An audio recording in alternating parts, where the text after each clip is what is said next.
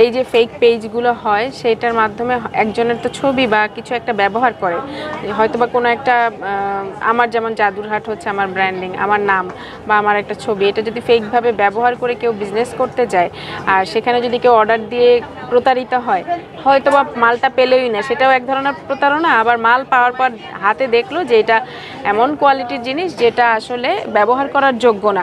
তো কি হলো, দুইটাতেই আমরা মানে একটা শিকার হলাম। কীরকম, আমাদের প্রোডাক্টের উপরে মানুষের যে ট্রাস্ট এটা উঠে যায়। তো ফেক পেজগুলো আমাদের আসলে ক্ষতি করে। আমি আসমা মিনা, আমার পেজের নাম জাদুরহাট। আর আমার এখানে সবগুলোই আমাদের দেশি প্রোডাক্ট, দেশি শাড়িগুলোর উপরে আমি কাজ করি। যেমন টাঙ্গাইলের শাড়িগুলো, নরসিংদীর যে শাড়ি এবং কিছু যে সিল্ক আছে সেগুলোতে আমাদের নিজস্ব ডিজাইন দেওয়ার চেষ্টা করি। আর তাঁতগুলো, তাঁতের যে করটিয়ার হাট বলি, সেই জায়গাটার থেকে আমি মাঝে মাঝে নিয়ে আসি। যেমন এই যে এই শাড়িটাই আমাদের টাঙ্গাইলের শাড়ি। তো এরকম। আর কথা হচ্ছে যে আমার জার্নিটা বেশি দিনের না, কিন্তু আমি চেষ্টা করি যে আমাদের দেশীয় যে প্রোডাক্টগুলো আছে সেগুলোকেই মানুষের সামনে তুলে ধরা। তো আমরা চাই যে আসলে যারা আমরা নারী উদ্যোক্তা আছি তাদের পেজগুলো যেটা অথেন্টিক সেই জায়গা থেকে আমাদের ক্রেতারা কিনবে।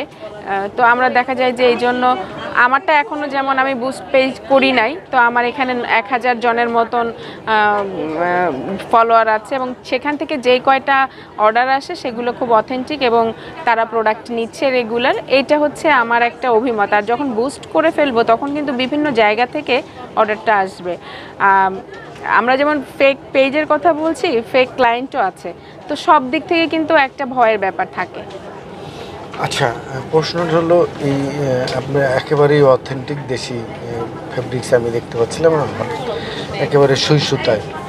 তো এই জিনিসগুলি বিক্রি করে বা আপনি উদ্যোক্তা হয়ে, মানে আমি এই এসএমইটা মানেই হচ্ছে বাংলা, আমাদের একটা গৌরবের জায়গা, কিন্তু এসএমইতেও যে বাইরের প্রোডাক্ট বিক্রি হয় এটা আপনি কীভাবে নিচ্ছেন?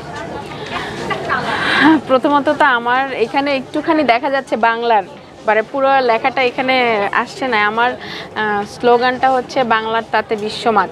হ্যাঁ, তো আমি চাই যে বাংলাকেই যেন আমি সব জায়গায় প্রেজেন্ট করতে পারি। সেই ক্ষেত্রে অনেক উদ্যোক্তাই আছেন বিজনেসটা করেন, বাইরের প্রোডাক্ট নিয়ে এসে আমাদের এখানে সেল করেন। সেল ভালো হয়। অনেক সময় আমাদের দেশে মানুষজন ইন্ডিয়ান, পাকিস্তান সব কিছুই পছন্দ করেন, দেশীয় পছন্দ করেন। তবে আমরা স্লোগান দিয়ে থাকি যে ভাই বাংলাদেশি প্রোডাক্টই তোমরা ব্যবহার করো। অনেকেই বলেন যে এটার কোয়ালিটি ইন্ডিয়ার চাইতে এইরকম সেই রকম।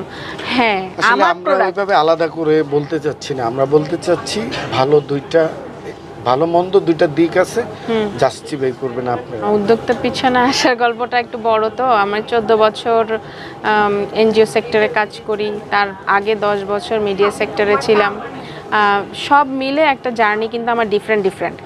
আর তারপরে আমি যেটা চিন্তা করলাম যে আসলে কেউ না কেউ তো আমাকে ইন্সপায়ার করেছে এই কাজে আসার জন্য। তো সেই জায়গাটার থেকে চিন্তা করে আমি দেশীয় প্রোডাক্টকে বেছে নিলাম যে আচ্ছা, আমি যদি জবটা ছেড়ে দিই তাহলে আমার দেশি প্রোডাক্ট কিভাবে আমি সবার সামনে আনতে পারি। সেই জায়গাটাতে কিছু হাতের কাজ করা আমার প্রথম নেশাটা ছিল। শাড়িগুলোতে কিছু হাতের কাজ করে মানুষের কাছে প্রেজেন্ট করে এবং সেগুলো দেখা যেত যে সবাই খুব পছন্দ করতো। এই পছন্দ করা থেকেই কিন্তু জার্নিটা শুরু হয়ে গেল। আর চিন্তাও করলাম হুট করেই যে অনেক বছর চাকরি করেছি, এবার যদি নিজের জন্য কিছু করতে পারি আর নিজের পাশাপাশি যারা আমার কাজগুলো করে দিচ্ছেন তারাও যদি কিছু উপকৃত হন। ঠিক সেই জায়গাটা থেকে আজকে কাজ করে আমার এই কাজগুলোর পিছনে প্রায় 8-9 জন জড়িত আছে। 8-9 জন বলতে ধরেন ডাইয়ের সেকশনের কাজও বিভিন্ন জায়গা থেকে করাচ্ছি, আবার হাতের কাজও বিভিন্ন জায়গা থেকে করাচ্ছি। তো এটার সঙ্গে পুরোটা আমি বলবো যে 8 থেকে 9 জন জড়িত। আর আমরা সবাই কিন্তু খুবই স্বাধীন, কেউ কারো জব করি না, বাট সবাই সবাইকে দিয়ে উপকৃত হচ্ছি ইকোনমিক্যালি।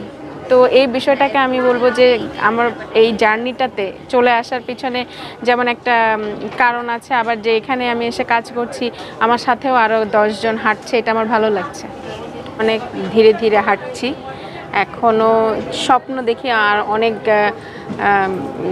আমার দেশের এই প্রোডাক্টগুলোকে একটা ব্র্যান্ডিং করে ভালো জায়গায় নিয়ে যাওয়ার। তো সেই সফলতা আসবে, এখনও আসেনি, আপনারা দোয়া করবেন আমার জন্য।